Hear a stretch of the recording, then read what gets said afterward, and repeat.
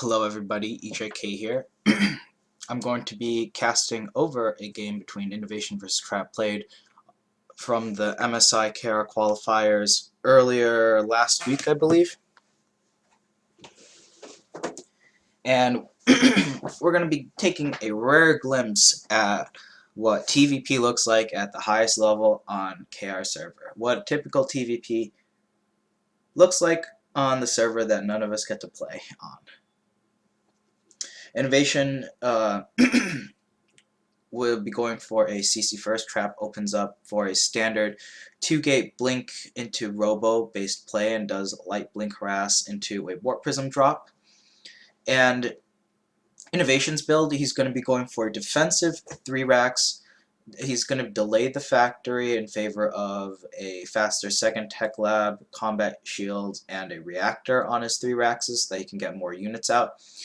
And his game plan is going to be as follows. He's going to go up to a very fast 5 racks, and he's going to be aggressive with his army in terms of positioning. Because you don't want to sit back on this map for multiple reasons. If you let the Protoss get to your natural choke and you have a 3rd base, it can become nearly impossible to defend because force fields will section off your parts of your army very, very fast.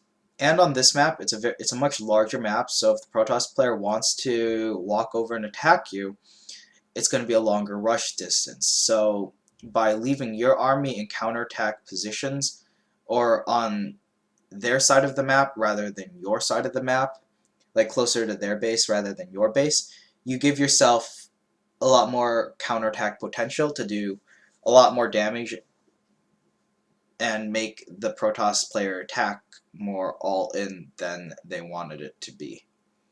The Trap getting the first scout off with the probe. He sees that it's a CC first and immediately sends his mothership core out, knowing that it's not a reactor marine or a Reaper expand, I mean. That's a pretty good move on Trap's part to do. On most maps it's good actually. I don't see a lot of Protoss players do it though, but it just gives a good harass potential. Trap ends up picking off 1 marine here and damages another, and then not only does he do a little bit of damage, he delays Innovation's bunker. Innovation's kind of busy microing, so he forgets to put down his bunker, and as a result he loses 2 more additional marines and a stalker, or not a stalker, a SEV, part of indirect damage that this mothership core has caused by diverting Innovation's attention, all for the energy of a recall and some HP on that mothership core.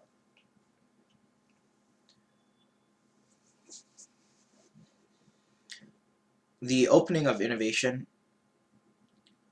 I think, is it's good because of how defensive it is. It gives you a lot of units. Right now it's pretty normal getting the tech lab and the eBay and starting stim, but he immediately starts a reactor and a tech lab now before his factory. That's probably the most important part, or the most important difference of this build, and then the way he uses it as well. Primarily we've seen in the past Reaper expand into 3 racks builds where you get tech lab and combat shields and then you play very aggressively and you try to do a big stim combat shield push and do a lot of damage. However, if that's scouted, it doesn't really work because you just force field off and make some immortals and warp in an extra round of units and you'll be fine. So in this case we see this build being used for defensive purposes. Innovation chooses not to scout here, instead playing very defensively, making the turret in time for the oracles. He's going to be making a turret in his natural shortly. His factory goes down right before the 8-minute mark, about a minute later than it normally would go down if you didn't get the combat shields and you didn't start making the marauders beforehand as well. And also the fact that he's making a lot of marauders means that he's going to be spending a lot more gas faster on, so he's going up to 4 gases very, very fast. Now we see him do a light little poke out just to check for the blink timing. Around 8:30 is when the latest blink usually finishes if you're not rushing it out. Traps was, I think, about half a minute or so earlier. But just Poking out like that, and for the cost of a Marine, gives you valuable scouting information, what kind of unit composition Trap has, what kind of tech he's invested into, in this case it's Blink Stalkers, and kind of sets the pace, or tells Innovation what kind of pace to set for the rest of the game. Now, we see here Trap going for that Warp Prism Harass, doing that dual-pronged attack pressure. Some Protosses also will do DTs as well. And in this case, Innovation has a turret in his main base so that he would be prepared for any DT harass. It is a little bit more all-in because it delays your tech a lot longer. And if it doesn't do any damage, then obviously you're not in a good spot. Now, Innovation here is chasing out the Blink Stalkers because he wants to throw down his third base right now. If he didn't do this and he didn't lose these units, he wouldn't be able to put down his third base safely, because the Stalkers, they just harass you for days, and it would become a pretty big nightmare if they were on his side of the map. But Innovation is able to push the Stalkers back, and as a result he gets to start his third base pretty safely.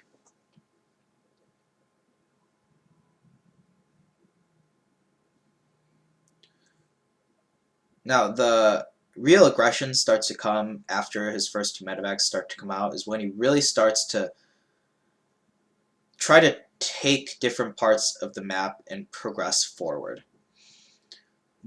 Having the earlier Tech Lab and the reactor means that his army is very Marauder heavy. If he hadn't started the Tech Lab and Marauder production very fast, his Marauder count would probably be cut in half right now.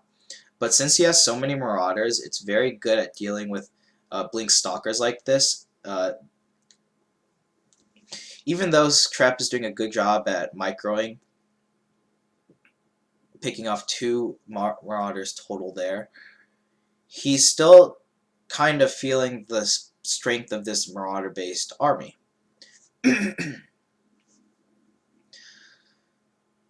He did a good job with Blink Harass too, by the way. Like, that's about, the units lost there is about as good as you can hope for like a macro game, especially against a player like Innovation. Losing the Warp Prism there is a little bit sucky. Innovation also, like, Trap's trying to move out right now because he thinks that part of Innovation's army is out of position, but then his observer catches, I believe that's an observer, catches this army over here,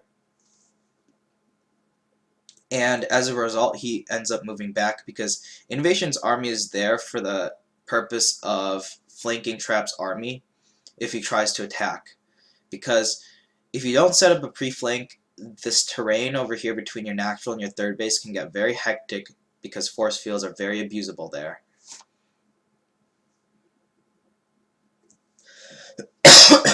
Trap safely moves back. He goes to try to poke this army. Not the worst idea by him. Innovation sets up a great concave. Force field's doing absolutely nothing for Trap. If Innovation just backed away right now, he would have been in a good position, I think. But he underestimated the power of Trap's army, and as a result, this part of the engagement, part 1, was really good. But part 2 right now, you can see the supplies start to even up. Trap's Warp Gate abuse kicks in, gets to just warp in those units basically for free wherever he wants. Well, not for free, but he gets to warp them in wherever he wants to. So it's a free positioning, I mean. Innovation's forced to back off. He's going to keep this portion of units on this side of the map to pressure the third constantly, so that if Trap is ever slightly out of position, then Innovation's going to pounce at the last second. I believe in this game we see Innovation using it as an initiator to start an engagement. It's very clever how he initiates this fight that comes up very shortly. So he splits his army into 2 groups of units. These Marauders, 7 Marauders will shred a Nexus very quickly. You don't really need Marines to shred a Nexus, just Marauders. And so what ends up happening here is Innovation stims to the third with that Marauder force, while at the same time he sets the other part of his army up to try to intercept the Colossus as they're moving by. He stims now. He tries to catch the Colossus. He doesn't actually get one. He only slightly damages it. and he loses some units, but at the cost of that third base, it's totally worth it. Now he is able to go up from the third to the main. Trap doesn't have much defense here because he has vision over here and his army is nearby as well, so there's really no point in keeping any defenses here. You can warp them in at the very last second. Losing this forge is very important because it's Trap's only source of upgrades right now. So the timing that Innovation is going to hit, his 2-2 timing, is going to be even more powerful than originally planned.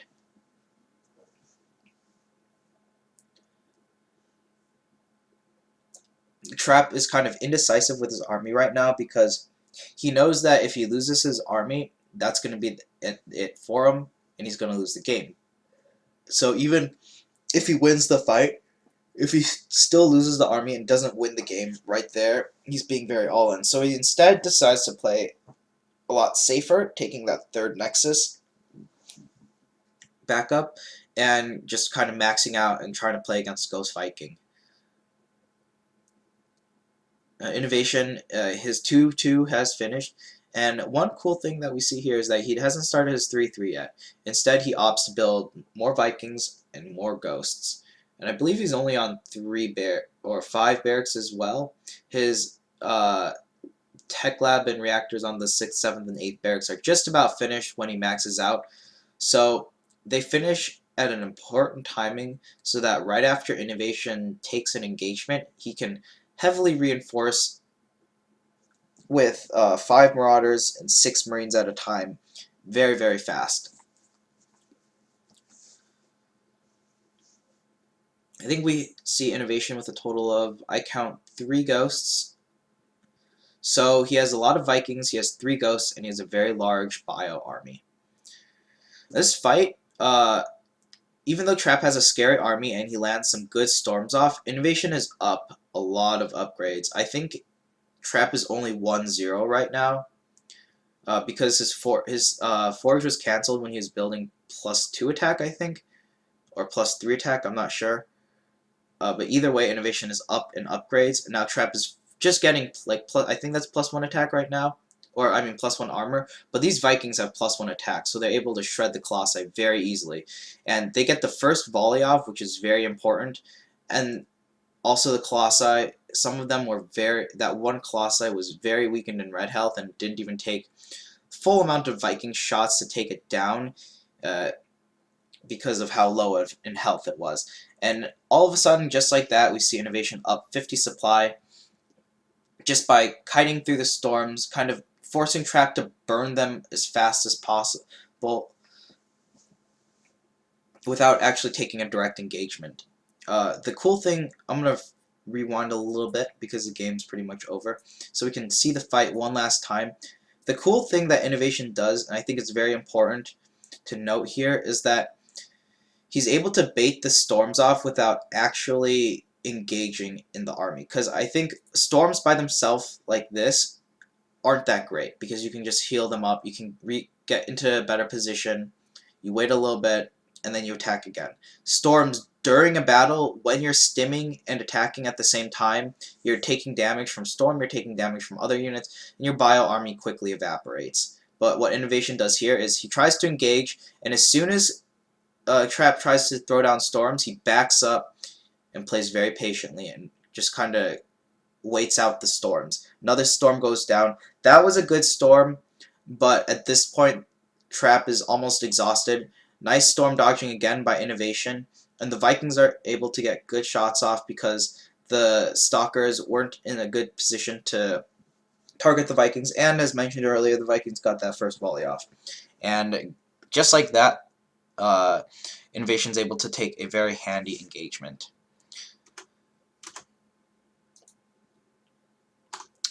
I'll be doing the rest of these games sometime this week, so stay tuned, and I will catch you all in the next video.